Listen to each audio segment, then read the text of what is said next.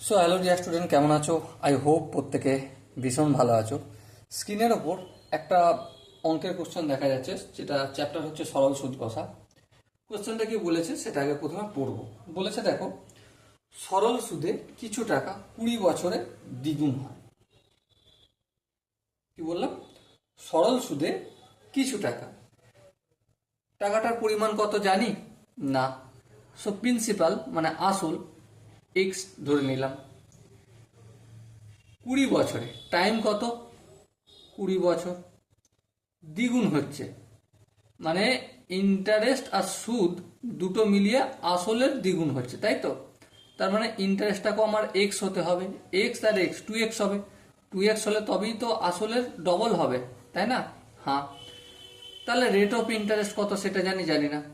Rate of interest যখন জেনে যাব কত বছরে তা আসলে 3 গুণ, সেটা আমরা করতে পারবো। হ্যাঁ, তাহলে আর বের করব, সূত্রটা ইউজ করে দিই, I equal to P R T by 100। আয়ের জায়গায় তার ভ্যালু লিখবো এক্স, 100টা ভাগ আছে গুণ করব। এখানে দেখো পি গুণ আছে, ভাগের আকারে লিখবো এক্স, আর এখানে টি আছে গুণের আকারে আর এর সাথে, সেদিকে ভাগের আকারে আসবে টিটা। তাহলে আর হলো, এবারে আর এর মানগুলো কি বের হচ্ছে সেটা দেখি। এক্স, আচ্ছা টি এখানে ডাইরেক্ট করে দিই না, 20 বছর, হ্যাঁ 20 করে দিই। তাহলে এই এক্স ক্যান্সেল আউট হবে, হ্যাঁ 20 1 কে 20, 5 20 100। সো রেট অফ ইন্টারেস্ট কত পেলাম আমি? 5 বের করলাম। এবার দেখো কি বলেছে, কত বছরে তা আসলের 3 গুণ হবে। তাহলে আসল কি ধরেছিলাম এক্স, আই ইন্টারেস্ট কত হবে? অবভিয়াসলি 2x হবে। দেখো আসল আর সুদ মিলিয়েই তো 3 গুণ হচ্ছে আসলের, তাই না? সেই জন্য 2x হচ্ছে। আচ্ছা আর কি, রেট অফ ইন্টারেস্ট পেয়ে গেলাম আমি 5, টিটা বের করতে হবে।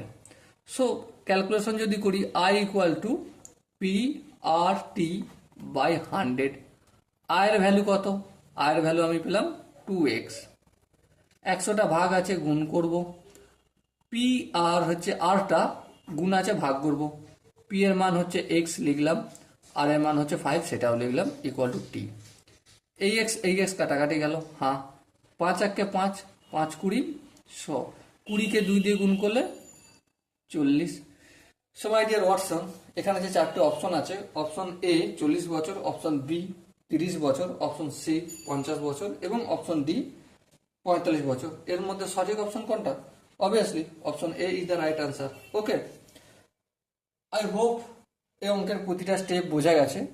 যদি কোনো জায়গায় কনফিউশন বা ডাউট থাকে কমেন্টে জানিও। ওকে, তো দেখা হচ্ছে পরের সেশনে, ততক্ষণ পর্যন্ত ভালো থেকো, সুস্থ থেকো এবং জয় হিন্দ।